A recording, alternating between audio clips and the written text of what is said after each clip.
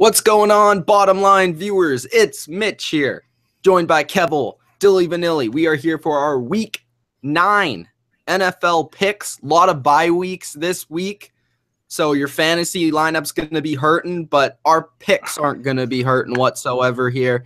I was on a roll last week, by far the best week I've had this year, and I think it's the best record we've had this year. So I would give myself props for that. Nobody has had one or less losses this season, so correct, that is true. You are still in last place, but could be coming back. You know. And speaking of last place, could you read the standings out to people? Because usually we don't read the standings out, but let's give kind of an update of the standings, because I was kind of wondering that 2 weeks ago that they just vanished all of a sudden and now they're back. So Dylan was adding some markers to his side or whatever, but it takes a little bit of time to add those markers. Actually, I just was lazy, hadn't put them in the last couple of weeks, but they're back. So AC went 11-2 last week.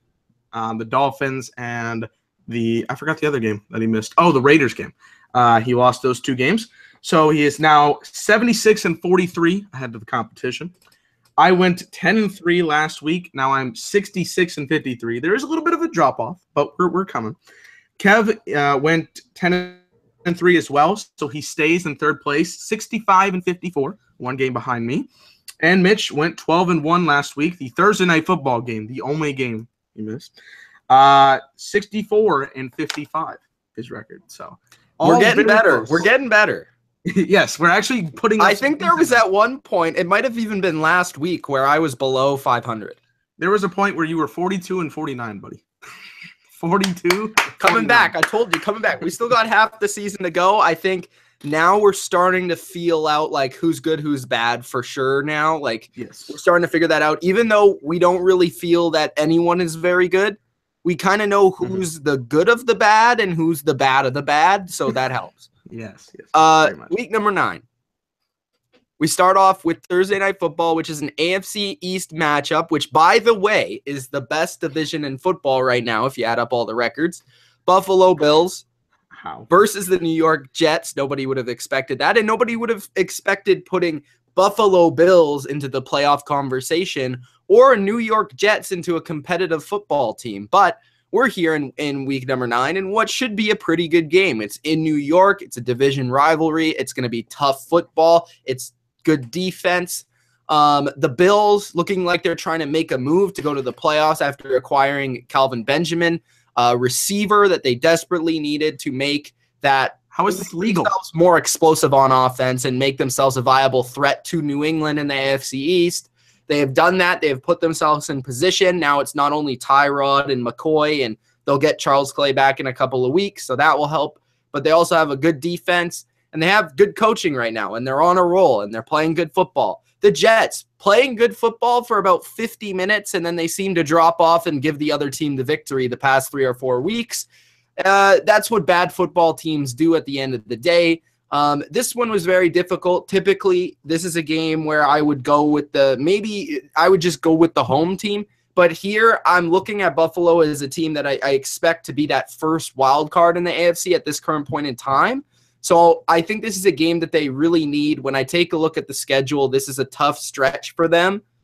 So it's a really tough stretch to end the season, and they're competing not only for the wild card, but to compete with New England for the division, and they really need this victory. It's going to be tough. It's going to be hard fought.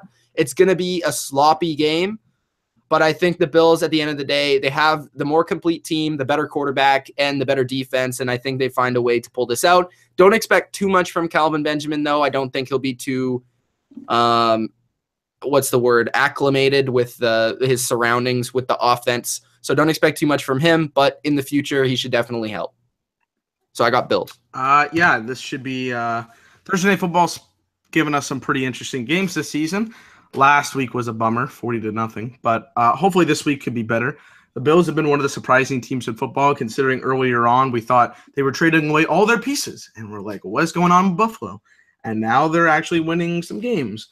They're playing the Jets, who have a quarterback that isn't playing terrible, but isn't finishing games, and that's kind of a big problem.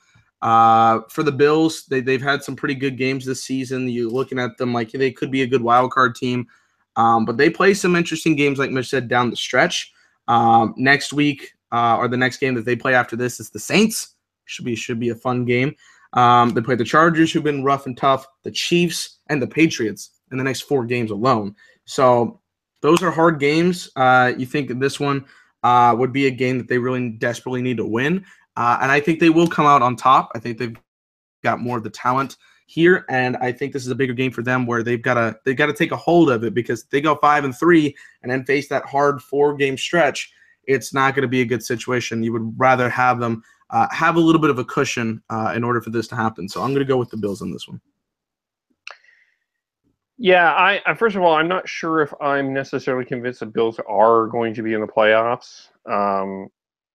They may still bill at the end of the year. The problem, Kev, is can you point to anyone else that's going to make it? Yes. Ooh. The Chargers are in this. The Jags are in this. But you gotta respect the fact that the Bills are 5-2 right now. Sure, 5-2, so they have a big head start on everyone else that's trying to vie for that. They got the wins, but I understand what you mean. It's the Bills. They're still the Bills. At the same time, though, like they are in prime position. They are driving the car. Yes, right. But it's the Bills. Anyway, all that being said, I do like a lot what they're doing. I like. I know that the Jets have labored to the league that they want to change the rule to 50 minutes. Games have to be played in 50 minutes instead of 60 minutes, but unfortunately the league said no. That was a joke. Try the veal. I can't. I think this will be a low-scoring game, which is what the Bills, I think, will be comfortable with, and I see them winning probably 20-13 somewhere in there. By the way, we should congratulate the Houston Astros on winning their first ever World Series. Can we just give them a round of applause if we're doing this? Round of applause. I do have very special Sports Illustrated. Your 2017. It's all rigged. It's all rigged right here. No, I'm kidding. Yeah. Good job. Yeah, I go with the Bills on this one. Okay. The next game on Sunday now, Atlanta Falcons versus the Carolina Panthers in a massive NFC South game. This is huge. This is going to move whoever wins this game into second place and fighting for that spot with the Saints for first. And these are two teams that I think are very well matched up. You have what I think is going to be a defensive game. You look at the Panthers, obviously they're a defensive football team. They're one of the best in the league. And I think in 4 games this year, they have allowed only 3 or less points in 4 games. That's pretty incredible. No matter who you play in the NFL, that's pretty nuts. So Panthers are playing really good defense. Problem is they haven't been playing great offense. That's been the inconsistency with the Panthers. And now they just lose their number 1 target on their offense. How are they going to deal with that? I understand Devin Funchess has stepped up, but Greg Olsen is out. Calvin Benjamin is gone. Christian McCaffrey's been sort of a disappointment to this point. Their run game is inconsistent. Their offensive line is inconsistent. So they're not getting good production from their offense. Their defense is having to carry them. They only allowed 3 points against the Bears defensively 2 weeks ago, but they lost that game because their offense and their special teams lost them the game. The Falcons look like they turned it around a little bit against the Jets. It was a close game. The Jets could have easily won that game, but nonetheless, the Falcons proved to me that they are going to stick around. They did not lose to the team that was inferior to them. They actually stepped up after a tough loss against New England, went into a tough environment and won that game. I think Atlanta's going to win this game, personally. I just look at their offense. I think they'll be able to do a couple of more things on offense. Matt Ryan, that offensive line is still there. They still have Julio, who's given the Panthers fits in the past. Mohamed Sanu's given their offense a little bit of a spark, and they can still run the ball. Their defense is good. They have, a very athletic defense that I think Cam will kind of struggle with. Their corners are better than people think. So I think Atlanta overall, their defenses are about the same, but I'd say the Panthers is a little bit better. But at the end of the day, I just think Atlanta is more talented all around on offense. And I think the Panthers have to be questioning each other at this point. you just lost, we just lost our brother, Calvin Benjamin. We just lost one of our best players. How's that going to impact the team? And I don't really see anybody that really scares the Atlanta defense on that side of the ball. So I'm going to go with Atlanta on the road to win this game. It's going to be tough. It's going to be hard fought. I think it's going to be really low scoring, like 17-14 or something, but Atlanta will win. These are two teams that are currently the 6th seed and 7th seed in the NFC right now. Two teams that have been very weird in their kind of paths of the season, where we see the Falcons are trying to come back from the Super Bowl hangover. They've had this weird kind of stretch where they've fallen, they've lost their confidence. They did win against the Jets, but they played some sloppy football. And then you got the Panthers, who have got a really good defense, but that loss to Kelvin Benjamin is huge, and I think it's going to be shining them pretty hard in this game. I'm going to go with the Falcons. I think the Falcons really do need this victory. Both teams really do. It will help them out in certain situations, but I think if you're the Falcons, you go up against a good team here in the Panthers, and you can shut them down, hold them, because the Panthers haven't been that great on offense here, and they haven't figured out a way to use McCaffrey correctly, and McCaffrey hasn't shown up to this point. I think this could be a good win for the Falcons, and they got to play some pretty hard games the next 2 weeks with the Cowboys and the Seahawks. So I'm going to go with the Falcons here. They need this victory. I'm actually going to pick the Panthers. I'm going to be different than both of you. But I would like to point out, Panthers are favored in this game. Yeah. The Falcons, while top 5 in offense, are 48% inside the 20-yard line. So they're having struggles there. I think the Falcons can move the ball. I'm not convinced that they can score. I think that Carolina can keep this a low-scoring game. Getting Luke Kuechly back, I think, helps them. I think that there's some speed that they're planning to use. It'll be interesting to see how they use Samuel and Shepard. We haven't seen them yet, so it's I think that Rivera is thinking that they're going to put more speed. And maybe they use McCaffrey a little bit different. Maybe they put him as wide out. Okay. This was a comment I made to Carolina Calvin. He made a video ranting about the Panthers and the trade away of Benjamin. I think McCaffrey is going to have to be a receiver. Yeah. Watching him play, he goes down the first time somebody hits him. He's just too small. Like, he can't run anyone over. He's one-dimensional in that way, where he'll try and juke someone, and if it doesn't work out, he's going down. And he's not great between the tackles. So I feel like you can use him as a running back on third down or certain situations, whatever, and James White him. But you can't, like, I think you would get more out of him by playing him as a slot receiver and then having gadget plays for him at running back, but more as a receiver. That's my opinion right now, because that's what I see out of him. I think he'll be more effective as a slot receiver. Yeah, and I'm wondering what Carolina might be thinking about that a little bit more. Yeah, I'm going with Carolina here. I just think I just feel like this Atlanta team is stuck right now. Like, they're stuck. And I'm going to do a video on my Saturday topic video. We'll get into this a little bit later. We're talking about some of that stuff, but they're stuck. This team is stuck in mud and quicksand, and I don't think they have a lot of confidence right now. So I'm going to go with Carolina. The thing I did like about Atlanta in their win against the Jets is they did find plays from different people in the game to win it. You know, they got some plays on defense. They got some plays on special teams that allowed them to win the game. So that was pretty big. And I think that always kind of boosts a team up. So that was good. The next game, Cincinnati Bengals versus Jacksonville. This is another tough game to pick. This is a really tough week, if you haven't noticed. The Bengals, Jaguars, this game's in Jacksonville. Jaguars defense is incredible, obviously. They just traded for Marcel Darius to hopefully, join that rotation in the front. The Bengals are a solid team. They're still in contention for a wild card spot as well. The Jaguars currently fighting with the Titans for first place in that division. This is a game that the Jags need to win. They're at home. I think they do get it done. I just really like this Jags defense. I think they'll be able to kind of slow down A.J. Green and the passing offense of the Bengals. And what we've seen with the Bengals is they really struggle with good defensive lines. They don't have a good offensive line. And whenever you can pass rush against them, it completely flips the game on its head. I think Andy Dalton will be running for his life. I think there'll be a couple of turnovers that Jacksonville capitalizes on. Leonard Fournette is supposed to be back and playing well. So that's good for the offense. And if Blake Bortles can keep the attempts under 15-ish, then they're going to win the game, because this game's going to be close. It's going to be defensive. It's going to be Bengals defense is solid too, but I think at the end of the day, the Jags at home take it, and this is the game that exactly what they want and the style that they want to play, and they'll win it in that style. By the way, Carlos Correa just proposed to his wife, so that's cool after the game. Jaguars, Bengals, I think is an interesting matchup.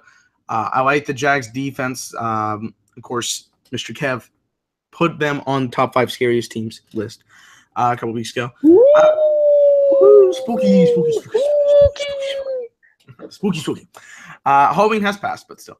I like them. The offense, I mean, I'll never really trust Mr. Bortles, but if he doesn't have to throw that much, it doesn't put as much pressure on him. Before he's had to throw 30 or more times a game, and that just doesn't seem to be comfortable with him. So the defense really helps him out in that standard.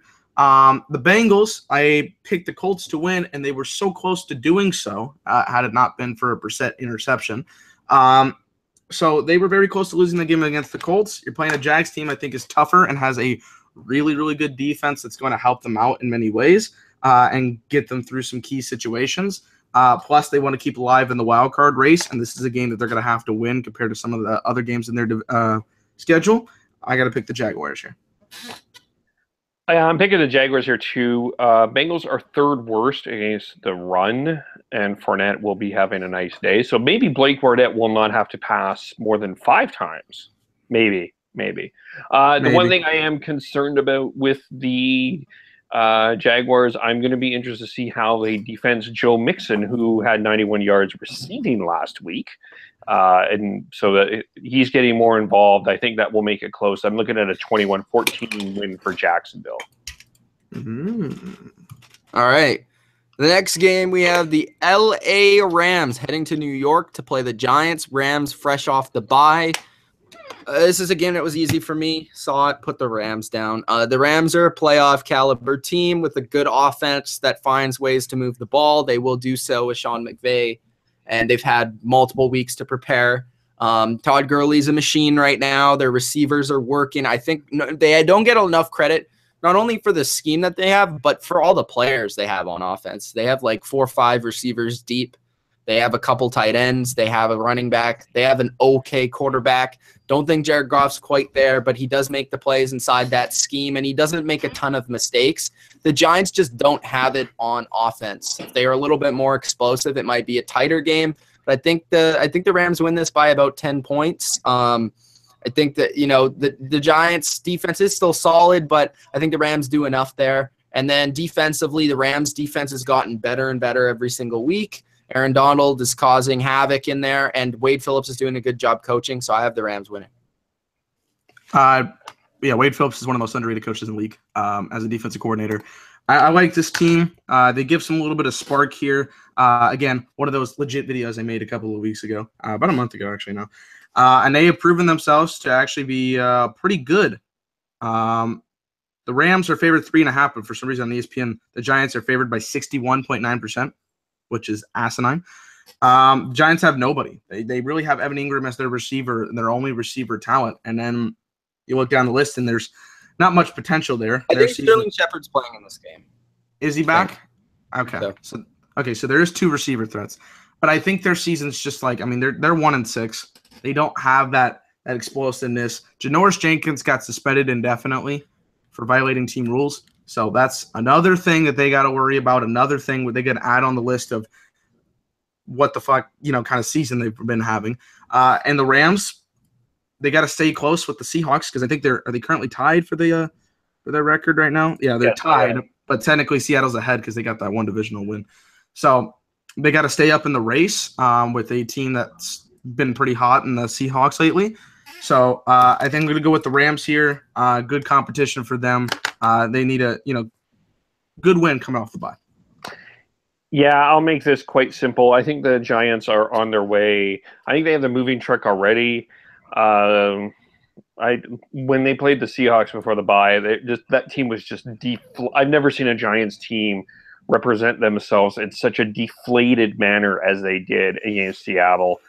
I don't think they're even remotely interested in what Ben McAdoo has to say in anything. I think this is an unmitigated disaster. I can't believe he hasn't been fired yet. Quite frankly, I'm stunned by that, but whatever. He's not going to be fired till the end of the season. I told you this, Kev. I know, that's the Giants' way. It's the Giants' way. That's the Giants' way, and it's unfortunate. Because really, if you change coach, I'm not going to get into this.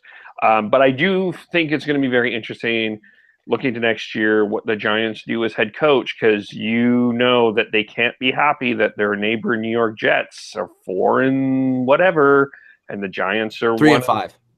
Well, whatever. The Jets have a better record than the Giants. You know that they can't be that happy about that. So we'll maybe have a fact or fiction about some coaches joining the Giants. Just saying. But I'm going with the Rams here.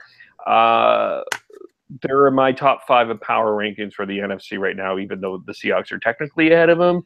You can argue where they are. I think the Rams are in a good place, so I will expect them to win. Okay. The Denver Broncos with the heist. He debuts in the 2017 season, the heist. Brock Osweiler faces AC's Philadelphia Eagles in what's going to be the most physical game of the week. This is going to be some guys are going to get smashed. Some heads will be, I don't even know what I'm going to say.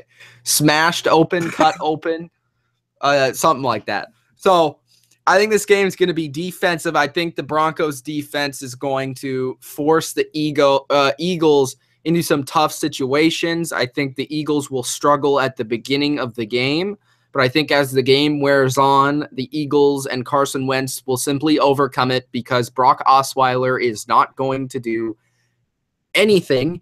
He might move the ball 20 yards and then make a terrible throw and punt it. Something will happen, but Brock Osweiler is not the solution in Denver. I don't know and I don't think they have the solution at quarterback on their roster. You also take a look at that offensive line, which has not looked very good. They were able to run the ball last week, so that's positive. But without Emmanuel Sanders, hopefully he plays in this game, makes their offense a little bit more fluid and flow better because they don't have anyone outside of Demaryius Thomas when Emmanuel's not playing, and their offense is just in complete shambles when the two of them aren't playing. And then the Eagles are just playing like the best team right now. Carson Wentz is playing like an MVP, and their defense is tough, and they have a great pass rush, and I think they'll be all over the heist, and I think he'll be just running away with his money, and he won't really care. So the Eagles will win it. I'm going to say it's going to be 24-9. You're giving them more points than I would. The Broncos offense looks like Dookie. And then you put this guy in, and it looks even worse. Even worse? Yeah, they are the worst. But, Brock Osweiler is not the solution, but it is the correct decision considering how shit Trevor Siemian has been. In this situation, the Eagles are the better team by far. I think it's going to be a struggle for a little bit trying to figure out that defense. I will give the Broncos that. I'm going to say this. Somebody brought this up in the comments. Von Miller might have 3 sacks in this game because they have that Vaitai guy playing tackle, and if that happens, Von Miller could wreck the game for the Eagles. I would not be surprised. He could be good. I mean, he could have a good game. He could have a pretty good game. My issue is I don't think the offense is going to get it done. I actually gave the Broncos 7 points in this game.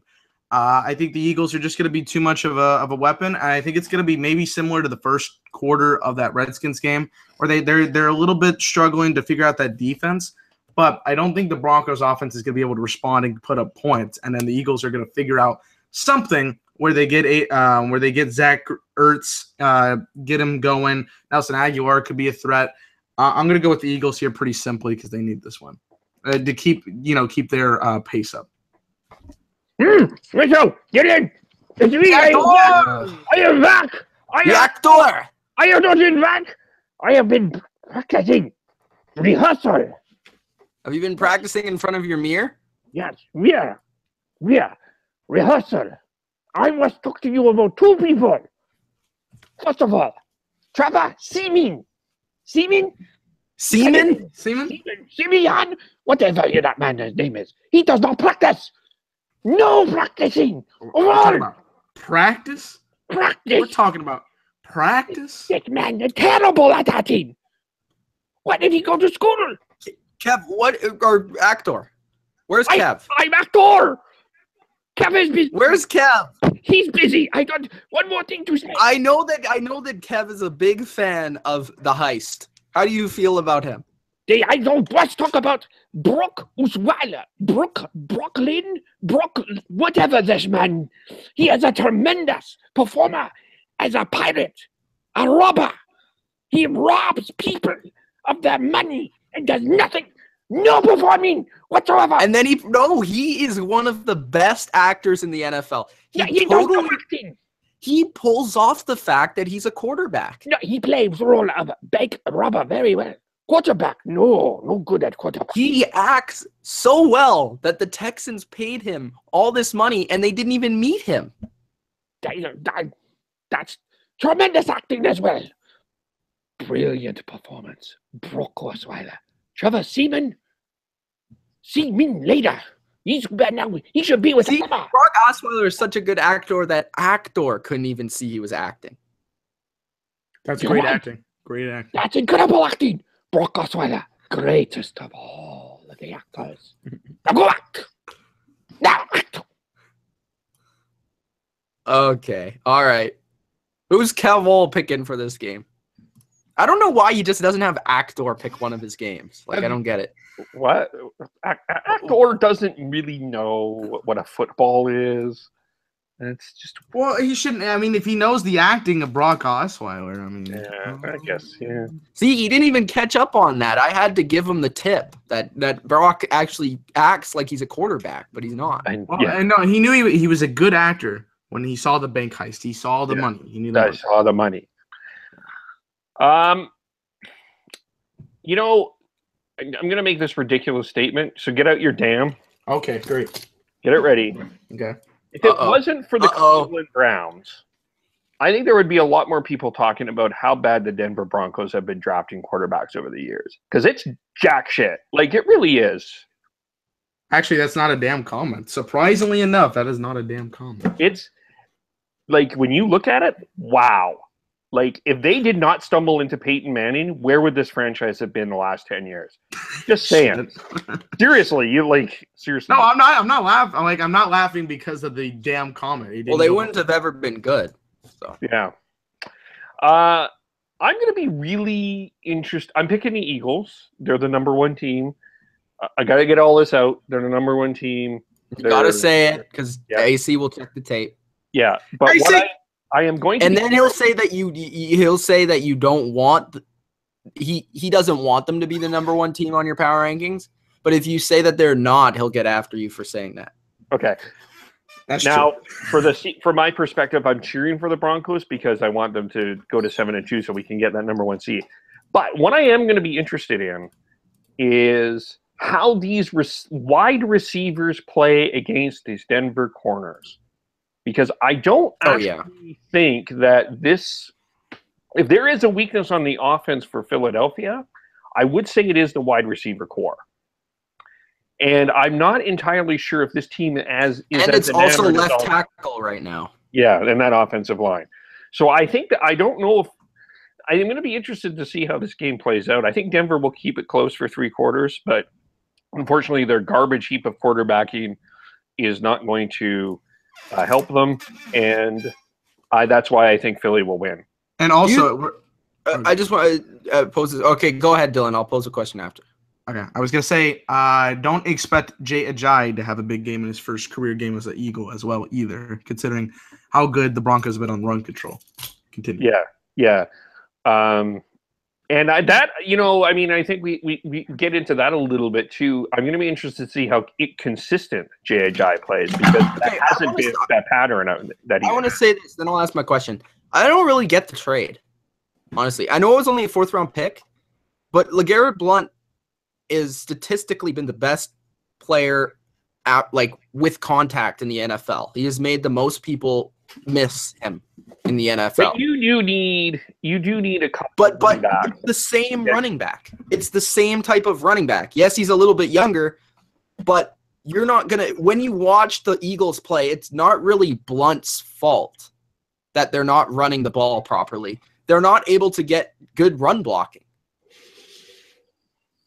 I think it'll work out in the long run, but as a short-term thing, it's a weird decision. Yeah, and maybe they're thinking long run, right? Who knows? Who knows? I don't know either, but I'm just saying it's kind of odd that they traded for the same type of running back when they already have Blunt, who, when you look at the stats, is playing good football.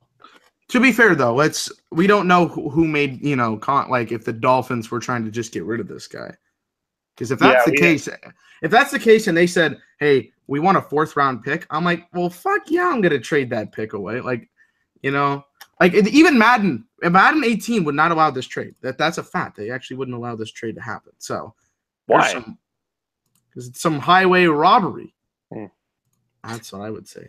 I don't think it is. I don't think it's highway robbery. It's a good deal for the Eagles, but I wouldn't say it's highway robbery. Okay, but it's still kind of like, why are you all of a sudden going to just give me a 4th round? Like, you want a 4th-round pick for this guy? It's not like Jay. I mean, let's really look at him. He's played 3 or 4 great games in his entire career. He's had a few big games, but he hasn't been necessarily a consistent back. No, but the Dolphins' offensive line this year hasn't been great to help him either. Yeah, but he's still. I don't. Like, if you look at his numbers; they're not consistent. Like, you'll get a 200-yard game, 40-yard game. Well, see, here's the thing: you never know with the Eagles running backs. He'll have his games. You never know with the Eagles running backs, considering they had DeMarco Murray and then floundered his talent until he went to Tennessee. So I don't know. You'll never know. But that was a totally different system, though. Yeah, it's true. We'll see. I get it. I'm just saying. You never know. My question was, do we think the Broncos should have traded for a quarterback at the deadline? Yeah, they should have. They should. If I were the Broncos defense, I'm frustrated. Like, I don't understand how you bring back. You're wasting this great defense. You are, and it's not. It's you have to have a little bit of egg on your face here. The Broncos have to look a little bit embarrassed here, because you're bringing back a guy you didn't want, that you thought was a cancer. You brought back a guy that the Texans and the Browns really didn't want. The Texans are paying him to stay away. And this guy was kind of an embarrassment to your organization. You have egg on your face that you've brought this guy back. This almost says enough of what you've done with this quarterback situation. So, yeah, I think that they should have looked at a quarterback. I mean, we had a little bit of a private conversation about Brian Hoyer. I don't know if he would have been necessarily very terrible in this situation. I'm not saying he's like the greatest quarterback of all time. But you put him on this team with a pretty reasonable defense, he can win you some games. He's not going to light the scoreboard up, but he's not going to throw a 2-point conversion to Kauffman Stadium. And he's not going to run himself. Actually, Kev, they tried to pick him up. But he decided to go to New England. Okay, well. Which is the correct decision. That's also a very interesting decision. He knows that he wants to be backup now, and he wants to play New England. Well, so he'll make money. Okay. Next game is the Colts versus the Texans. I think we can get this over pretty quickly. Deshaun Watson playing great football. The Texans defense, not so much. I think Jacoby will have a good game, but I think the Texans at the end of the day, better team, better offense. Offense is explosive. Never thought I would say that before the year. And the Texans are going to win this one. I'll say 31-20. I'll say the first statement in 7 words. Deshaun Watson, Will Fuller, and DeAndre Hopkins. Pretty much sums it up, but the fact that Will Fuller has 7 touchdowns on 13 catches is amazing. Landry has 7 touchdowns from 144 catches in the past season and a half. So that says something. Landry's a better receiver. I would agree. I'm putting that stat out there. if you're getting over a half of your receptions as touchdowns, I would consider that a win. And I don't know how sustainable that is, but he is playing well. He's helping my fantasy team. That's all that matters for me.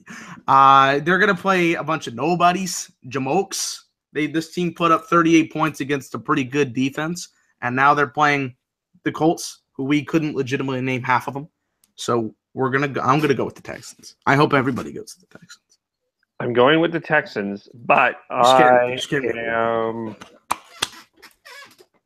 will say this: beware the distraction and beware the trap. This team is all over the place. That traded Dwayne Brown, I think, and what is happening with they had to trade Dwayne Brown. They did, I know, but that defense is not good. It's not good. It's terrible. It's terrible. And not only that, like the thing that nobody else really talked about is the time management at the end of that game was ridiculously terrible too. Like you ran twice with Lamar Miller, and you have number 4 who is like beasting, like can't be stopped, and you don't put the ball in his hands again. Yeah. Again. So I think that this is a bit of a trap game for the Texans, but I think that they will pull it out. It is at home. Yeah. Next is the Tampa Bay Bucs versus the New Orleans Saints. The Saints, they're playing great football offensively and defensively. A lot of people aren't talking about the points they're giving up on defense, but they've been, I think, first or second in the league the past 4 weeks.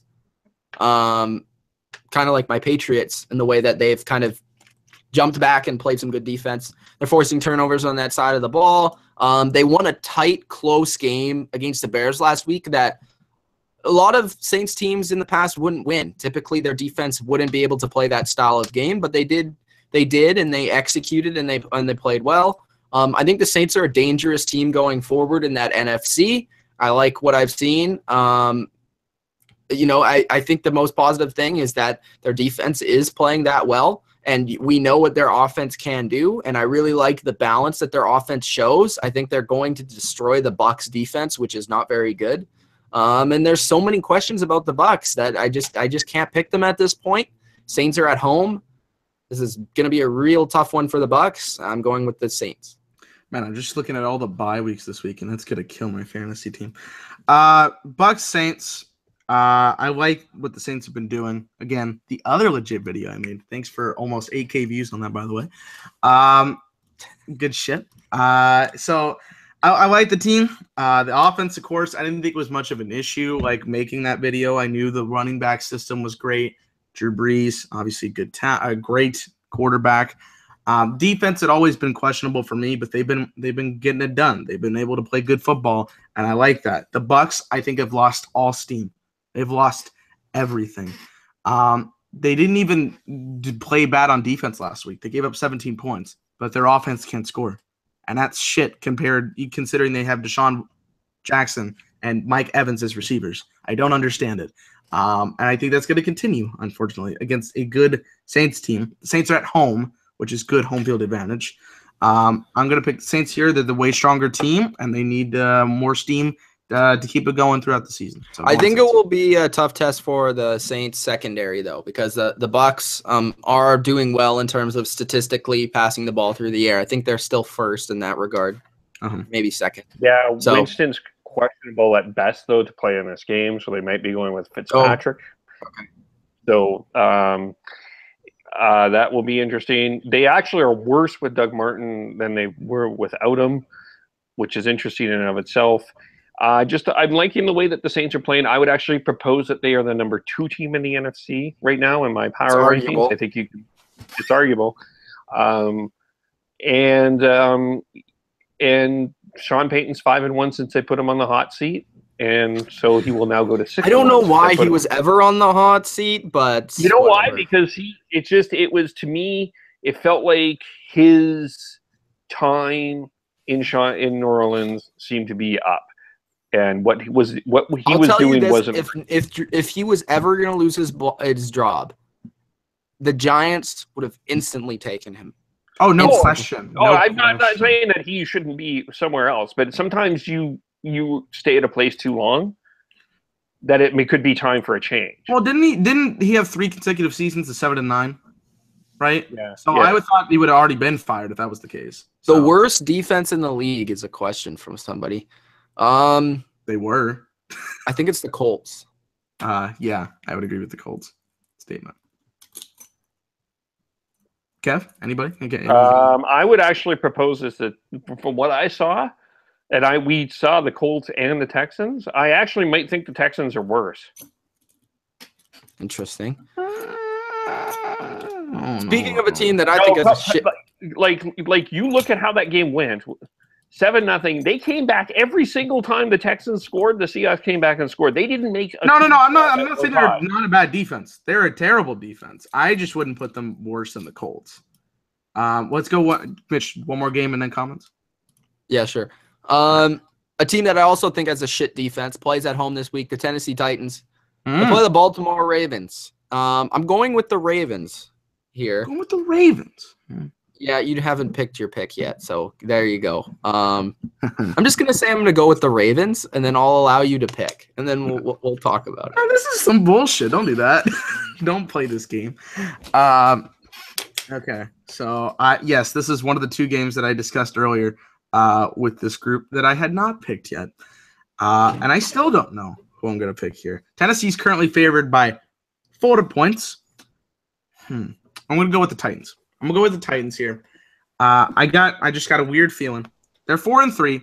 They need a lock hold on this division, right? Because the division right now is Tennessee is tied in first place with Jacksonville at 4-3. Houston's 3-4. Colts are 2-6. Houston could pick up a couple of key victories. Jacksonville's wanting that group, but Tennessee wants to be the 4th seed, I would think. They don't want to be in a position where they would be in a wild card. I'm going to go with the Titans here. The Ravens have been inconsistent to me. They'll play like one really good game, one really good stretch, and then the next moment they just lose that kind of momentum. And I know they're only 2 games behind the Steelers in the AFC North, but they haven't been playing strong football like all the time. Again, 40-0. That's a big performance. But against the Dolphins team that, has been all over the place as well. And then they play certain matchups where they lost to the Vikings, they lost to the Bears. I'm not feeling strong about the Ravens here. I'm going to go with the Titans in a close one. I'm going to go. I'm interested with this. It's a really tough situation. By the way, guys, the Baltimore Ravens have more wins this season than Kevil projected them to have for the entire season. L. Yeah, that doesn't mean that I think that they're a good team. That doesn't necessarily. I'm not necessarily convinced by them, but I'm really not convinced in any way, shape, or form at the Titans. I don't think that the running back situation is overrated. They need to transition this more to Derrick Henry. Their receiving core is weak. They barely beat the Browns last week. Yeah, they're on a bye. It's going to depend a lot on the health of Flacco. Really, I think is what's making this tough. But I think I'm going to. Is he expected to play? Because if not, I'll probably have to switch my pick. But at this point, I'll search that up here. At this point, what I am seeing is I think he is expected. The chances are higher that he's going to play than not. So based on that, at this point. Rappaport says he is going to play. Yeah, so I'm going to go with the Ravens based on that. It sounds sad. I think both of these teams are really struggling and are really kind of meandering. I'm not convinced either of them are necessarily a playoff team at this point in time, but I feel like the Ravens can do enough. Defensively, they can create the turnovers to win this game. Expect a sloppy game, but expect the Ravens to win. I agree with Kev in that regard. I think I just look at this game, and I just don't feel like this is a good matchup for the Titans. I think the Baltimore defense showed up last week in terms of stopping the run. Brandon Williams has really helped in that facet of the game. Obviously, he's probably their best defensive player, and he's been really helping. So I think that the Titans are going to struggle to run the ball consistently. I think that the secondary of the Ravens hasn't gotten enough respect. I think it is pretty good, better than it has been in years past. And they have been forcing turnovers, like Kev said. I'm not sold with the passing game of the Titans. It hasn't been good. It hasn't ever been good with Marcus Mariota. I'm sorry. It just hasn't. They can't really throw the ball down the field. They're not really explosive. I'm going to be interested to see what happens when Corey Davis comes back, which should be within the next couple of weeks. But their defense is not good. The Ravens should be able to do whatever they feel like doing, and that's mostly running the ball 50 times. So I think that they're going to be able to run the ball 40 times and, win the style of game that they want, because the Titans defense is not good. They are a little bit better against the run than they are against the pass, but it's just not a good defense. And I think the way that we saw them play last week against the Dolphins is what we're going to see from them going forward. They'll be a competitive team with a solid defense, good coaching. Joe Flacco will make a couple of plays, but not many. They're not a very explosive offense, but they can run the ball at times, and they're going to stress you that way. So I think the Ravens will win, and I think the Ravens are a team to be taken seriously to at least get in that conversation to make the playoffs. Not sure if they are a playoff team or not with all these injuries and stuff that has happened to their team, which sucks, but the Ravens are on the borderline just based off their track record, based off what they've done in the past, and based off the way that I think they really set a statement against the Dolphins that they're kind of here to at least challenge. And I think that the Ravens will win this game. I'm just going here for picks. Just want to get up on picks. Want to get up on picks. The next one is Washington versus Washington. It's the Redskins versus the Seattle Seahawks. Oh, I thought the comments were coming in, but all right. Oh, okay. Go ahead. Thanks. Coach is in the chat first. He was in before anybody. Tyrod Taylor, underrated. Look out, Pats. Jets have no weapons. Ooh, coach saying that. Deshaun says the 49ers might pull off their first win this week against the Cardinals. We'll talk about that game. Training Solution says, sup. Bengals need to rebuild. That's true. Hunter talking about the Astros. Good. Congratulations, as we said earlier. Training Solution says Rams, but I think it'll be close. Deshaun has 17-13 Rams. What do you think would have happened if the Giants didn't have McAdoo? So they're saying what would happen if they had a different coach this season? They probably would have done well. Yep. I would agree. Let's see here. Training Solutions loves the Trevor Seaman comment. Great stuff. Who doesn't? Josh Gordon, Deshaun brings up a good point. Josh Gordon got reinstated, eligible to return week 13. Flash! He's a great receiver. Savior of the Cleveland Browns. Savior of the Cleveland Browns. The guy hasn't been around for 3 years. Even though he might not even play for the Browns, hopefully he gets cut and then signs with the Patriots. But nope. I think he's on the path to redemption. Let's go, Josh. I feel like you just like that so he could just be with the Patriots. I feel like that's No. I would like him to sign anywhere. If he's not on the Patriots, hopefully the Browns, because they're not good, but he can still go off. So that's good. So he can play there for 4 weeks and then come to the Cowboys. Don't sign with the Chiefs. Don't do it. No. Thank you. No. Because that would actually make them great. Yeah, Josh Gordon, like the guy. Always like the guy as a player. But it's been 3 seasons, so I'm going to lay off him for a little bit, but I'm going to support him. I want to see what he does.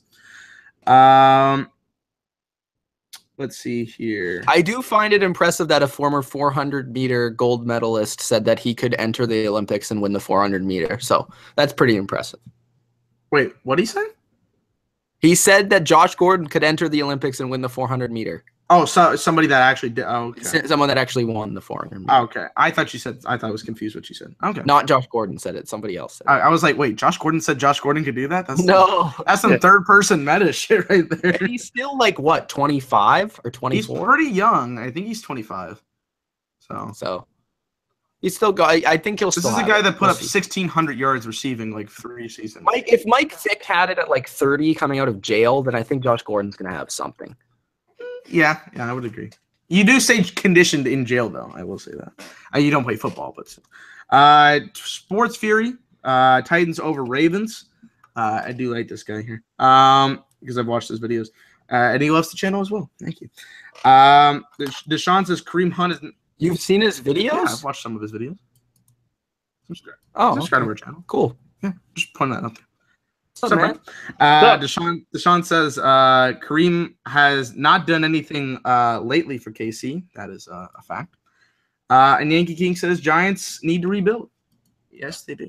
All right, next game. We don't have I just said that because we don't have a ton of like subscribers that also make content. So he's got thank you. Yeah, he's got about 4,500 subscribers. So he's got a little bit above us, and he makes good content. Like, okay, cool. Yeah. All right, next one. Is that it? That is it. Okay, so Washington versus Washington. I have the Seahawks here. Although I think that we should be questioning the Seahawks. Is this defense still the great Seattle defense? I don't think it is, man. They got shredded up and down and up and down and up and down the field. And then after the game, Richard Sherman is not saying anything that the Seahawks defense is not good anymore. Oh, Deshaun Watson is the greatest. Oh, he is top 5, blah, blah, blah, blah. No, your defense isn't as good anymore, bro. Get it together. Russell Wilson carrying the offense. I think Dwayne Brown was a huge trade. He should be able to come in right in there, walk in, play left tackle this week because he's a beast. And I think that's a huge upgrade. I think Seattle, playing good football on offense at least. They still can't really run the ball, but that's kind of expected. But their receivers are getting – I've always liked Richardson. I've been speaking poetically about him, What else? Lockett's at least healthy, so that's nice to see. Baldwin, solid. Graham, if he could catch the ball, he's okay. So they got somewhat of an explosive offense, Kev, so that's nice to see. I think that will continue in this game. Josh Norman is there too, so that's going to be interesting to see how the Redskins defense, but they got 21 players on the freaking injury report. 21. Are you serious? Not 12. Really? 21. 21. Yeah, 21. They're not going to win this game. There's just too many injuries, and their offense is too much it's too all over the place. Kirk Cousins, good quarterback, but he can't make up for everybody on his team hurt, or they're just not good.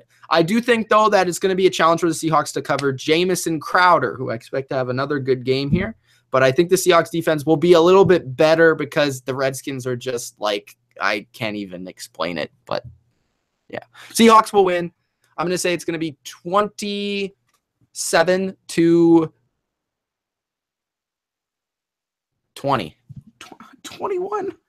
21 people. Kidding me. Sports Fury. I know there's two guys. Let's collab, bro. Let's collab, guys. Yeah, I don't think the Redskins have much of an effort here. They were hurting last week against the Cowboys, and it was not a good matchup for them. Now they're going to play the Seahawks, who just put up 41 points. I don't know, man. This is not a team that really excites me if I'm the Redskins because of all the freaking injuries. Jordan Reed cannot stay healthy. I like the guy. He's a great tight end, but the man has not been healthy for more than a week this season.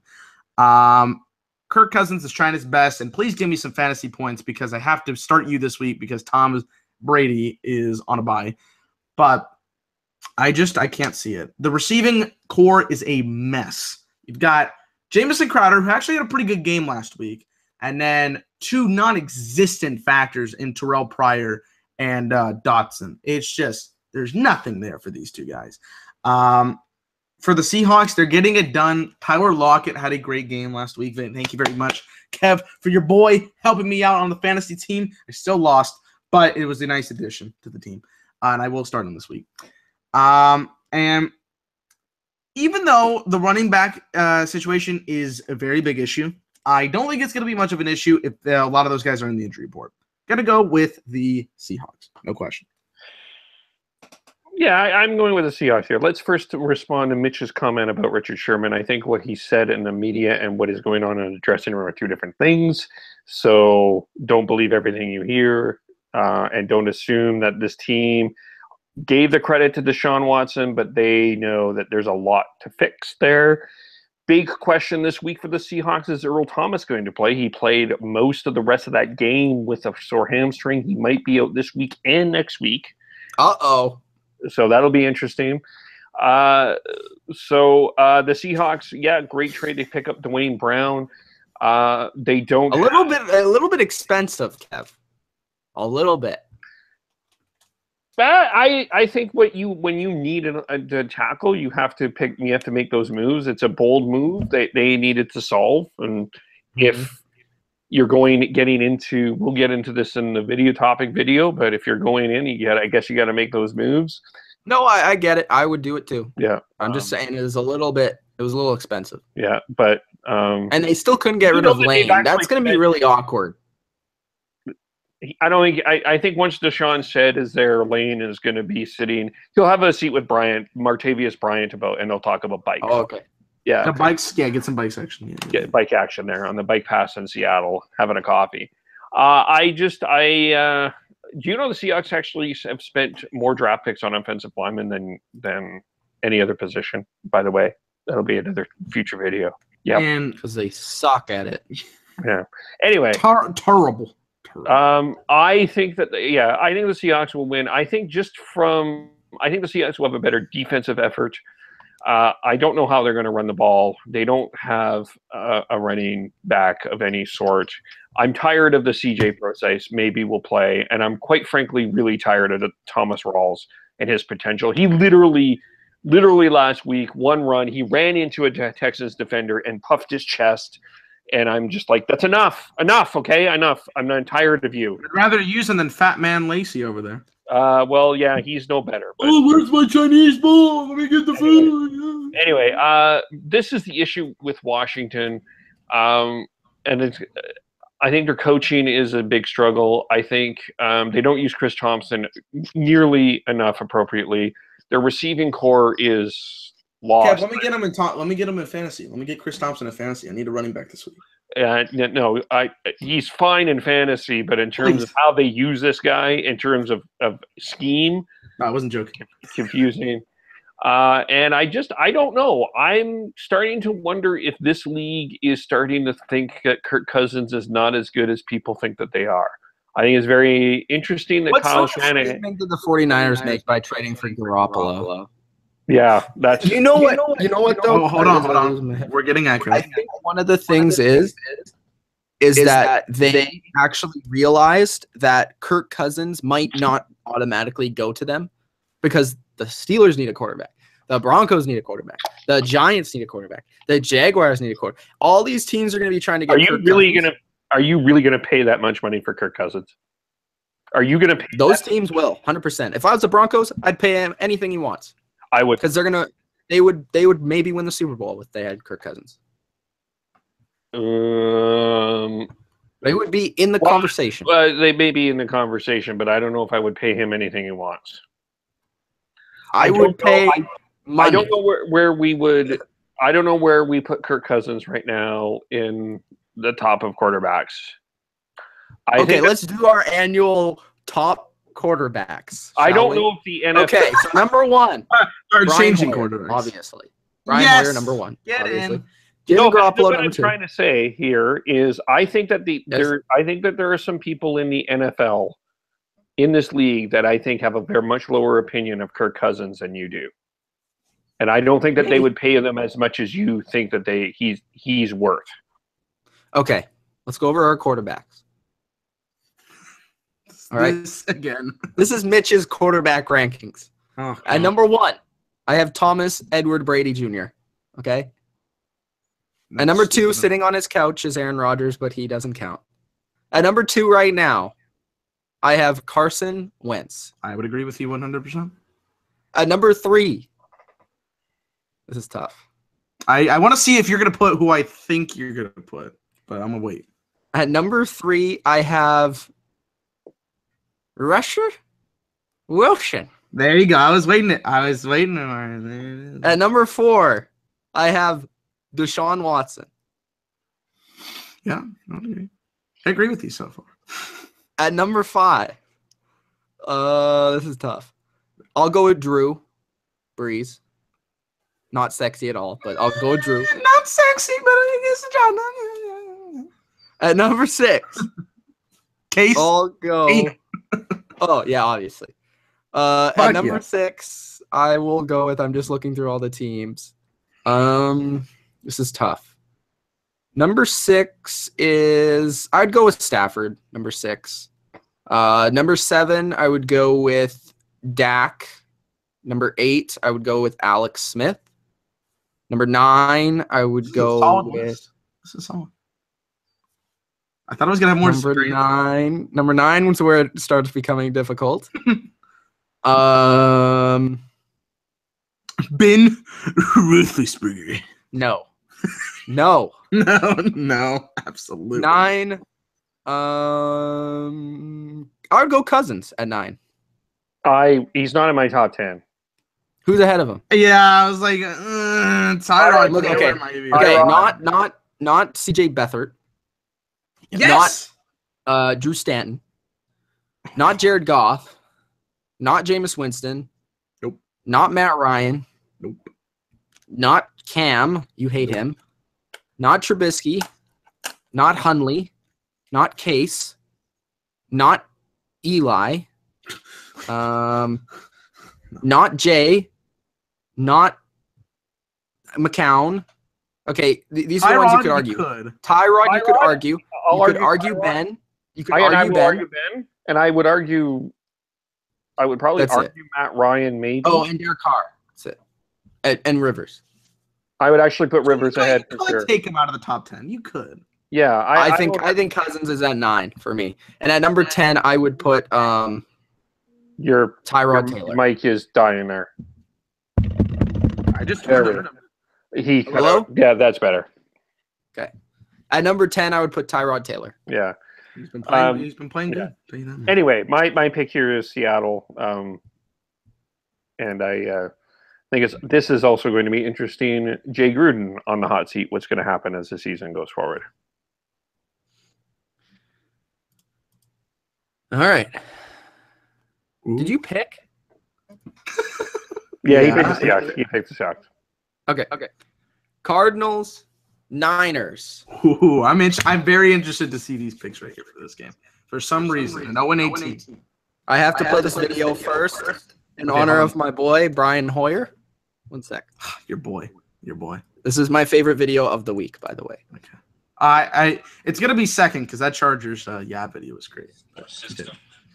He's got a quick release. He gets rid of the football. Usually makes pretty good decisions, but it's one thing to do in a practice. But you want to why this music?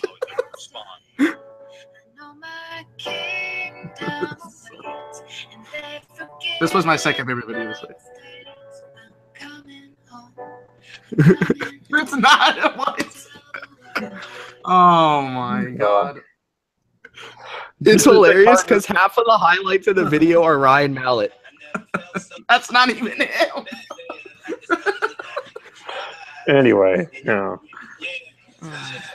That's great. The great Brian Hoyer returns to New England. Anyways, Jimmy Garoppolo, the 49ers just got a heck of a lot more handsome, and they got a heck of a lot better at that position. I wish Jimmy Garoppolo all the best from a Patriots fan. He's going to bring this team to the promised land. I really believe that. I think he's going to be a good quarterback. I was a little mad when they traded him, to be honest, but I realized the situation. I realized that they probably had to trade him because in the offseason, they're not going to franchise tag him and they're not going to sign him to a big contract. And he ultimately has always said for the past couple of years he wants to be a starting quarterback like as soon as possible. And Brady is still playing at this level where you have to trade him.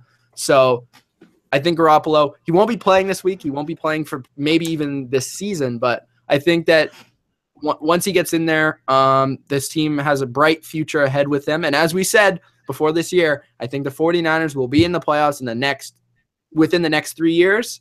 And I think they're on their way with a top 2 pick this year. They already have their quarterback, and they have a number of pieces. So I think the 49ers are on their way. And I think they get their win this season in this game against Stanford and the Cardinals. I don't really have much to say about it. The 49ers are staying, competitive at least. I just look at the Cardinals and we'll take out the last 2 weeks, but go ahead. No, but they were still like competitive defensively in that game. You know, the Eagles couldn't move the ball a heck of a ton. You know, CJ Beathard sucks, but is Stanford really that much better? So, and looking at the Cardinals' defense, I don't think it's as good as people think. I think it's like what are you calling him? What's his last name? Stanford, right? It's Stanton. Stanton, that's right. Yeah. Okay. Okay. See, Drew Stanton, I forgot his name. Just want to make sure. He's okay. This is the problem, right? So Stanton is the quarterback of the Cardinals. The Cardinals have been moving the football through the air, right? Mm-hmm. They can't really run the ball outside of one game from Adrian Peterson. And I don't think they'll be able to do that in this game. I think the 49ers are going to slow them down. And I think that the 49ers are going to find a way to run the football in this game. And I think that they're going to win a hard-fought victory, 20-17 at home in this game. 49ers win it. First win of the season. This could be groundbreaking stuff right here on the channel, boys, because it could be a sweep of this team. Okay.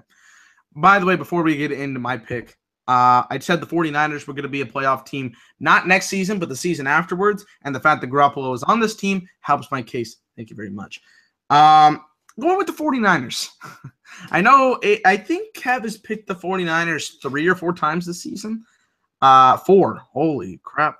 That's accounted for 4 losses. But this time around, I think it's a different case. You got the Cardinals who don't have their quarterback. But even if Palmer was playing this game, I would still consider picking the 49ers. Now you have Drew Stanton, who is a great hype man. I do believe that he's a great hype man. However, he is not a very good quarterback. I think Larry Fitzgerald is going to be hurting significantly in fantasy and on the field this week because he's not going to get a lot of targets. I know Carson Palmer was the guy to throw to Fitzgerald, but with Stanton, I don't really know. Oh, yes. 5 stars. Ryan Mallett right there, baby. But with the 49ers, besides these 2 games with the NFC East, which were, significant blowouts, they've been playing pretty hard. Those 5 games, they lost by a combined 13 points. Combined. That's never happened before. So I think this is going to be a game where they could really get a good win for their team, their organization. And I think the 49ers will come out on top with their first W of the season. If they're going to win any game this season, it would be this one.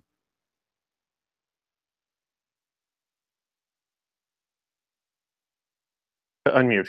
Yeah, just looking at these numbers here from the last game, which was a classic 18-15 victory for the Arizona Cardinals, where the team combined for 100 throws but did not complete 50% of them. It was a hot mess. These 2 teams are not good in this right now. I would love to pick the 49ers here, but I can't. What? I can't. Hold on. Of all games, Kev, to not pick the 49ers, you're going to pick this one? This makes me feel more confident that they're going to win, actually. CJ Beathard is just not a good quarterback. He's not at all. But and it's just so hard for me to believe the last 2 weeks. Okay, I get that they got Garoppolo. I think it's a great move that they got Garoppolo. All that sort of stuff. I get it. But what I'm ultimately confused about is why this handling of Hoyer confuses me a lot. Because hold on. You probably could have. No, hang on here. Hear me because out. It was part of the trade. I honestly believe that. That may be, but like they were a better team with Hoyer than they were without Hoyer. Ultimately, I don't think that Beathard gives them a lot of confidence. Because they don't want to win. I don't know if you've noticed.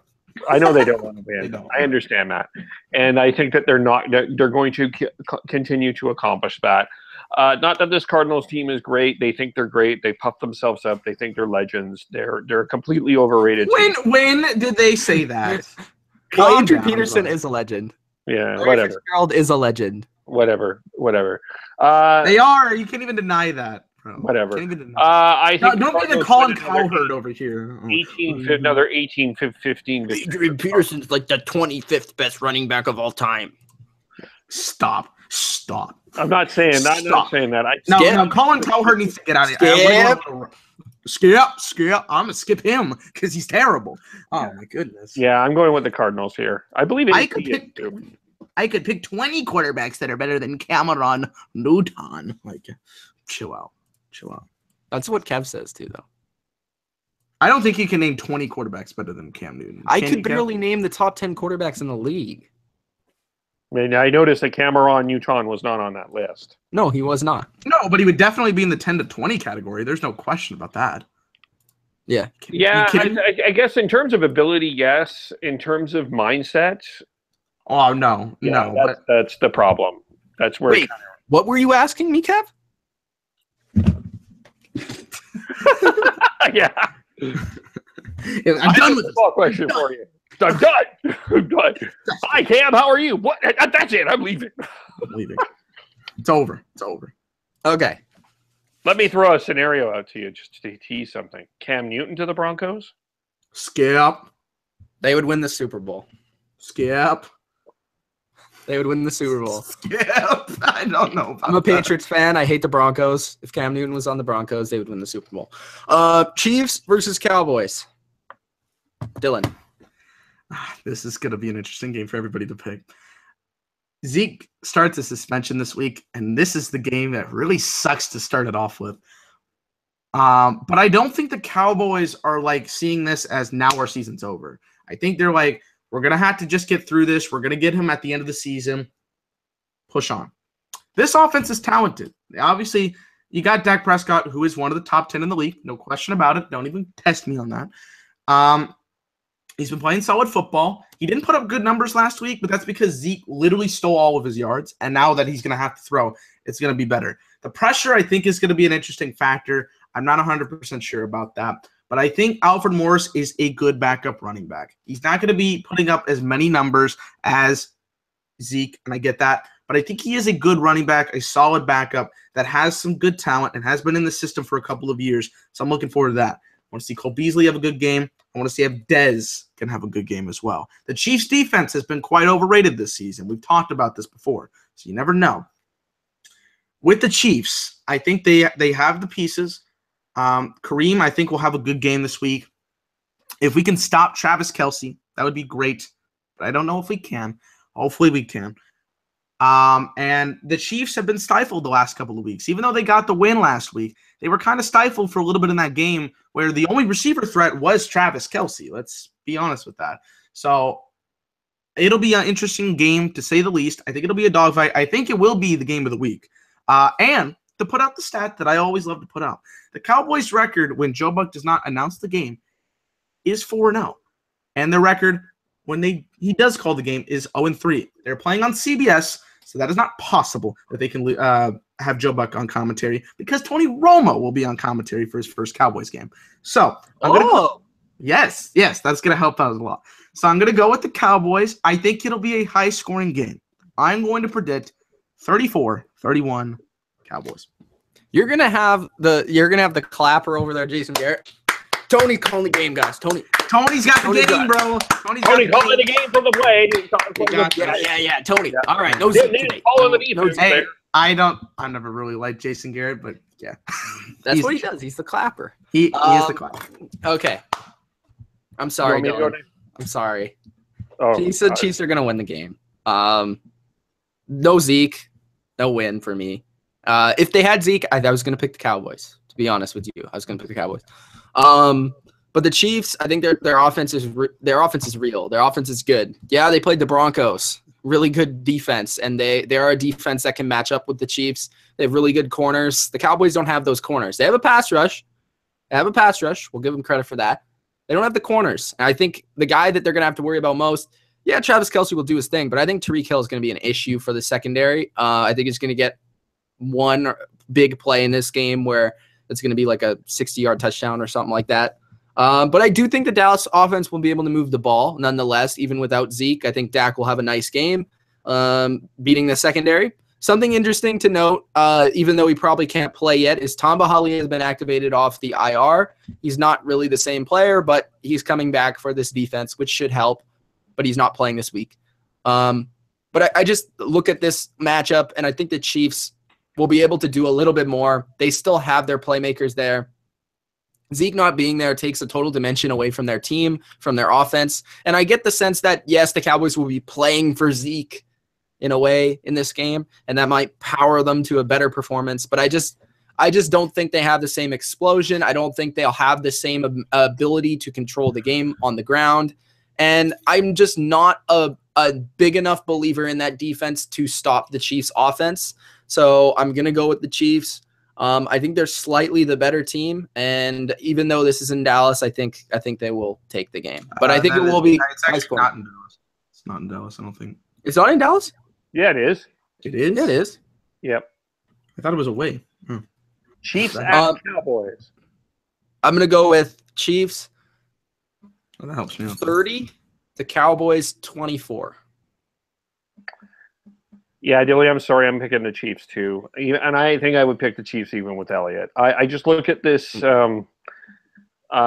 defense for Dallas, and they're not Denver.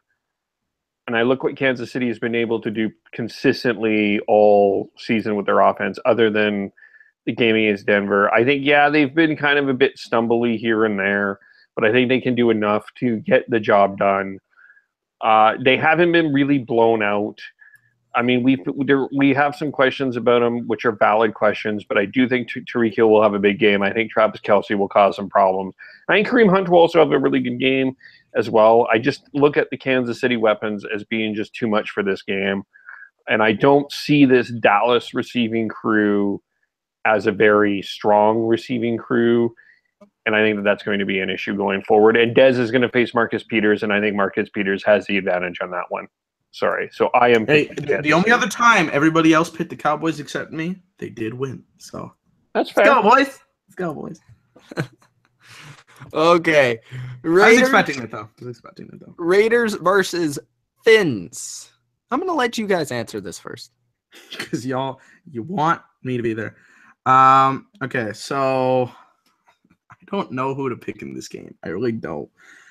I'm going to play it safe. I'm going to go with the Raiders. I would have picked different from AC in this game, but I don't have confidence in the Dolphins, like, whatsoever, especially after last week's game. I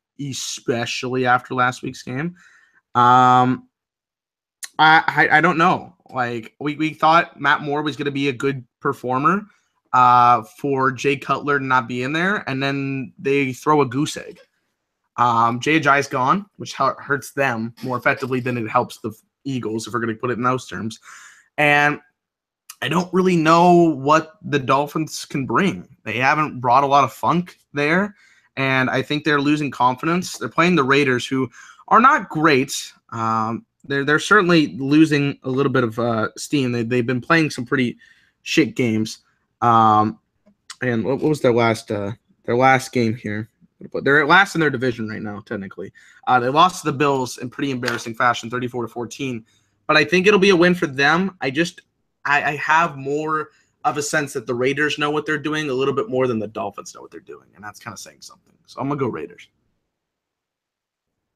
You listen here, you young people out there. Oh, my God. It's old man. I remember a game that we were talking about with the Miami of the Mammals and the Oakland of the Pirates. It was back in the 1903, and we barely had a cleat in that game. It was all snowy and muddy, and it was ugly, and it was a kind of like just a terrible game. It was Miami had -4 points, and Oakland had -2. We did minuses back then. It was a different type of rules, but Miami won that game, a -4 to -2 over to Oakland. It was one of the greatest of the weirdest games you ever remember. Look that up in the 1903, you kids. It was the Miami Mammals versus the Oakland of the Pirates. It was one of those weird games. You remember that game, because that game is going to remind you of this game that we're going to watch here on this Sunday. Kind of the same thing. Old man can even speak half of English. All right, thank you, old man. I am going with the Miami Dolphins. Whoa! What? Miami Dolphins number one. Just put my glasses on here. Okay. I'm going with the Dolphins. Jay Cuddy. He's supposed to be back in this game. Don't ever call him that again. Jay Cuddy, he's back in this game. Damian Williams is going to be the running back for the Miami Dolphins. And I don't think it's really that much of a downgrade because I'm not a really big believer in Jay Ajayi. I know. You guys, Dilly loves him. I don't. Personally. I didn't say I love the guy. I like the guy. From him. He's had a couple great games against Rex Ryan's defense, but other than that, not much. I just think that the secondary of the Raiders is going to get shredded, even with Jay Cutler at quarterback. Devontae Parker's back. Jarvis Landry's a beast. Kenny Stills is good. I think they'll be able to pass the ball all day. I think that the Dolphins defense, although not very good, they're at home. They usually perform better at home. And, they lost 40-0 last week, which usually means the week later the team plays their heart out to try and play a good game. So, reverse psychology. I'm going with the Dolphins in this game at home. And by the way, the Raiders have stayed all week in Miami. They're going to be partying. They're going to be up to no good. And there might be some cocaine involved there, Dilly. I think that the Raiders are a team that is not very good. They think they're the shit. They are the shits. And I'm going to go with the Dolphins. The Dolphins would have been using the cocaine. I don't. That is reverse psychology, but in the wrong terms. Continue. I'm actually going with the Dolphins here too. I don't believe this game is going to be a very good game. As old man said, it'll be one of the worst. One of the worst Sunday night football games in the history of Sunday night football since NBC took over. And it probably will be a blowout. I actually think it might be a 21-0 game. This Oakland team, Raiders won't get shut out. Okay, 21-7-ish. That's a blowout. I'm going to say it's going to be 27-24 Dolphins. I don't think it's going to be that close. I just think this Oakland team, you're right. They think they're awesome. They think they're better than they actually thought they beat the Bills before they put their uniforms on and they beat the Bills. Yeah. They're a very arrogant team that has no reason to be arrogant. This defense is awful. Like, it's just seriously awful. And there's not a lot of effort. They take terrible penalties. They're undisciplined. They were quite frankly lucky to beat Kansas City the week before. Let's be honest about that. Yeah, Kraft, he made that was their Super Bowl this year. Yeah, that really was.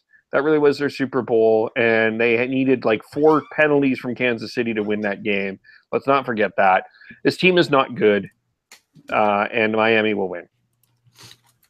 Lions, Packers. I have one name for you, Matthew Stafford. I'm going with the Lions. That's it. Can they please score some touchdowns? Amir Abdullah, please give me some fantasy points. Lions, 500 yards. They didn't score a touchdown, bro. How is that physically possible? I just don't understand. I did like what I saw from the Lions last week. They should have won that game. They should have, but they couldn't figure out how to score within the 20-yard perimeter of the red zone to the end zone. Yes, but they play the Packers defense this week. Oh, so I think they'll find a way. I'm picking the Lions. Because I don't have trust in Brett Hundley. My problem is that if the Lions lose, this is their 5th consecutive loss. So that's not good. I will have the Lions winning this game because they still put up some yards. But Amir, please, I'm begging you. My Le'Veon Bell is on my bench. I had to go pick up Matt Breida of the 49ers, who is the backup. Do it. Oh, I already did. It's terrible. That's why I asked Mr. Kev to trade me Chris Johnson for a 1-week rental. Please. He's playing the Seahawks. You should do that. Please. I'd like to talk about 1991 with you folks. Oh, here we go. Okay, so this is what happened in 1991. Let's look here. We're just going to pull some stuff up. Freddie Mercury died. That was an event. Desert Storm was involved. That was then. Darude Sandstorm? Desert Operation Desert Storm. The Soviet Union took the first steps to dissolve the USSR. Oh, great. Canada introduced the GST. Slovenia and Croatia declared their independence from Yugoslavia. And the Detroit Lions last time beat the Green Bay Packers. It was 1991. It has been 26 years. Well, you should clarify. They've beaten the Packers in 26 years. They haven't beat them at Lambeau Field in 26 years. Yes, they have not won a game in Lambeau Field in 26 years. Can I say this, though? Can you name the quarterbacks who played for the Green Bay Packers? Brett Favre and Aaron Rodgers. Ladies and gentlemen, that streak is going to continue. I am picking the Packers. I am. Hold on. Now, I have to tell you that I think that the Detroit Lions have to win this game. This is a must win. Because if they do not win this game, they will never, ever, ever, ever, ever win in We're brothers. Ever. But I think that the edge is not in quarterback, which you are right. Matthew Stafford is better than Brett Hundley. We will not dispute that. But the edge here is coaching. And I think that Mike McCarthy and Dom Capers will have a game plan that will defeat the Detroit Lions. I don't think that they have the confidence to get across in the end zone. I think that they can get a number of yards, but I don't think that they have the actual confidence to actually put this ball in the end zone and get it done when it needs. That is what I learned last week when they played. I was going to make a Freddie Mercury joke. That's not a good idea. And I think Green Bay might be able to run the ball on them. I don't know if this defense in Detroit is as good as people think. I think, and I don't great, but I mean it's better than the Packers probably. And I don't know how disciplined this Detroit team is. So I think based on all of this, yes, I know they don't have Aaron Rodgers, but I'm going to remind you they're still 4-2. They're still second in the division. Well, first of all, they're not 4-2 or whatever. They're still second in the division, no. And nobody has said that Aaron Rodgers is done for the year. And what's also interesting is they did not pick up a quarterback at the trade deadline. I'm just saying, don't count them out. They're still hanging around. They're gonna lose. They're gonna lose. They don't need to be pretty, but they have the confidence. They have won 26 years in Green Bay in Lambeau Field, and I think it just continues. Kev, the two quarterbacks that were playing that time were two legends. I know you hate Brett Favre, but I don't hate Brett Favre. How is he not a Hall of Famer? Look at his second half of that guy's career. Oh Stop. God, Stop. We'll have this conversation. I want this No, I want it now, damn it. Okay, he was look at the 40, and he threw 36 touchdowns. He got the Vikings to the NFC Championship game. Sidney fucking Rice was their leading. The only reason they didn't win is because the man was threatened for his life and threw a god-awful interception. He was fucking killed in that game. He literally could not stand up. That interception. And no. You know why they didn't win? Him out. Nobody remembers this. No. Adrian Peterson fumbled the ball 3 times. And Brett Favre 3 times. We all forget about that. You forget about that. Interception. And by the way, they would have gotten another chance. That's not the only one. Whoa. They would have gotten a chance to win that game if that's not the only game, though. Hang on. No, I'm saying no. Hold on. They would have gotten a chance to win that football game if the field goal rule had been put on the season before. Because the field goal rule where you kick a field goal and then you have another chance to win the game did not get implemented until the season after that. Because of this. AC is in the comments. He Kev picked Packers because they could beat the Seahawks. Whatever. No, but yeah, anyway, I'm not going to get into this. I just think, is Brett Favre a Hall of Famer? Sure. I just think that if you look at his second half of his career, and you compare it to other people that we've criticized, it's not that great. And I think where we put Brett Favre, better than Russell Wilson. Is Dan Marino a Hall of Fame QB? Yes, he is. Okay, so he won no Super Bowls, had worse statistics than Favre. Look at Favre's second half. Look at Favre. He put up good stats. I don't know where you're grabbing this. Just because the last 3 seasons he played with the Jets and the Vikings. It's not even that. It is that. Pull this up. I don't understand. I'll pull this up here. Pull this up. This should be saved for a video, but I'm really pissed at the fact you think Brett Favre is not a Hall of Fame QB. I never said he wasn't a Hall of Famer. Yes, you did. Yes, that is a lie. I said I would question if I would. You said he wasn't top 10 all time. He's not. I don't think. But that I would always also argue on. But what's your top 10 all time? Like off no order, just Dan Fouts. Is that the one? Rodgers, Montana. It's not in any order. You're good so far. Marino might be in there. I would disagree. His second half is pretty arguable, I guess, but Marino is up there. I have to think. I have to think about it. I can't give you. I want to see this list though one day. All right, guys, that's our picks this week. Brett Favre's the Hall of Fame. You can read the final comments. All right, let's get to some comments. Always the good time to get to the last part of the comments. We'll scroll up to where is it here?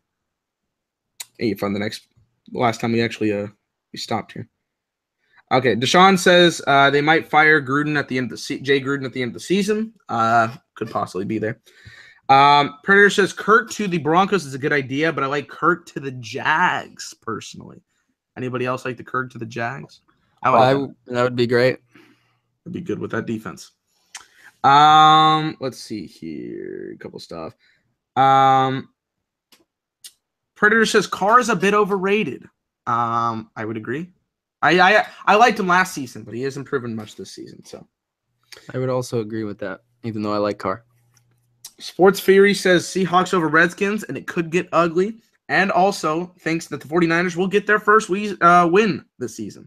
Good stuff. Good stuff. Predator says the Arizona is so ancient they should just use a dinosaur as their mascot. They probably will. They might do it by the end of the year. Not sure. Let's see here. 49ers might get their first win. Might not get their first win till week 15 or 16, says Deshaun. I think they're going to get it this week. Sports Fury says the 49ers have been competitive in a lot of games. That is true. Besides these last two games, they were very competitive. Never know. Let's see here. Of course, Mr. Mike 307 says hashtag Go Hawks. Deshaun says hashtag Go Hawks. No win. Mr. Mike says Cam is in the top 10 of QBs right now. Very consistent this season. I would not put him. He's in the 10 to 15 range. I already gave you my top 10. He is I think he's 11th or 12th or 13th. One of those. He's in the 15th. He's 10 to 15. I would say that for sure. Yankee King taking football way too seriously in the fact that we're division rivals. So chill out, buddy. There's no evidence. Of course, a lot of people talking about Romo. Let's see here. Training Solution says Raiders 12-3. Now, if we get a 12-3 game, that's going to be really saddening. Like, really saddening. Everybody's loving Mr. Old Man. Force Fury was loving it. Yankee City says, Grandpa, it's past your time. Go to sleep. He does need to get some sleep. You should trade me, Chris Thompson. That's not a comment. I'm just telling you that right now. 1 week trade, bro. I'll trade you back. What do you need this week? Come on. I haven't even looked at my team yet, but I can't trade them. Yeah, you can. Yeah. 1 week, bro. 1 week. Of course, AC said the comment. I thought it was funny. Sports Fury says Favre is definitely a Hall of Famer and was one of his favorite players growing up to watch. And Training Solution says Brett Favre Hall of Famer, no doubt. Yankee King says Brett Favre Hall of Famer. So I just I'm gonna just read the stat here for you though. This is like, I think that the point that people, and I'm not the only one, this is a thought around the league. The only thing is, his last 12 postseason games, his quarterback rating was 77.8. He went 2-3 with more interceptions than touchdown passes, 9-7. He went 1-2 with 7 CDs, 7 interceptions, 3-5 record, 14 touchdown passes, and 16 picks. If that's Eli Manning, we're like, no, that's not a Hall of Famer. And Eli Manning didn't put up shit in the regular season. Hang on. I'm just telling you that. If that's anybody else, we're criticizing him. If that's Brett Favre, he seems immune to it. That's all I'm trying to say. I think Brett Favre has been that. It's the stats are there. The Brett Favre has been immune to a lot of criticism that I think a lot of other quarterbacks with those stats would have faced. That's all I'm saying. That's at the heart of my argument is I think that we have put Brett Favre on a higher pedestal than I think he is. And if you look at his stats closely, they're not as good as we want to believe them. Do we love the way he played? Absolutely. It was fun and all of that. But if you look at his stats, especially the second half of his career, they're not great. And if we put him in, and if this was anybody else, we would be questioning if this guy is a Hall of Famer. That is all I'm saying. I would completely disagree with you 100%, but I'm not going to get in an argument about that. Okay, that's fine. There you go. He's a Hall of Famer. We'll leave it at that. Peace.